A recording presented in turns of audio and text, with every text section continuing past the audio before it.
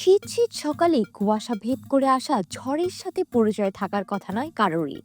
সেই পরিচয়টাই এবার হয়ে গেল মোহাম্মদ নাইম শেখের সুবাদে। হ্যাঁ, রহস্যময় সেই ওপেনার নাইম শেখ সদ্যই শুরু হওয়া এনসিএল টি-20-র উদ্বোধনী ম্যাচে রাঙা হলো তার ঝড়ে। স্ট্রাইক রেট মেপে টি-20-র মেজাজ বুঝে ব্যাটিং করতে জানেন না নাইম শেখের বিরুদ্ধে এমন অভিযোগ পুরনো। তবে সিলেটের স্পোর্টিং উইকেটে কোনো অভিযোগ আর ধেয়ে আসতে দিলেন না নাইম শেখ। এই ওপেনার আসরে নিজের প্রথম হাফ সেঞ্চুরি পেয়ে গেছেন। লেবুর সুঘ্রাণ আরো বেশি, ত্বকের যত্ন আরো বেশি, চলে আরো বেশি। আপনার পকেটে কি বিদেশি না বাংলাদেশি?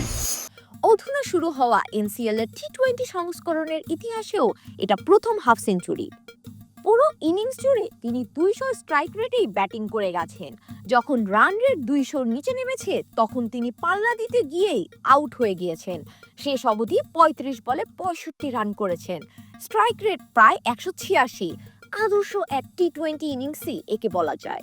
ইনিংসে ছিল 5টি চার, 4টি ছক্কা। টানা 11 ওভারের ওপেনিং জুটি করেন তিনি। এখানে তার সঙ্গী ছিলেন আরেক ওপেনার ইমরানুজ্জামান। দুজন মিলে 119 রান করেন।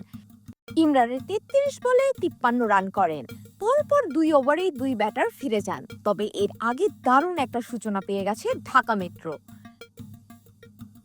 শাহানা পারভীন নূপুর, খেলা ৭১।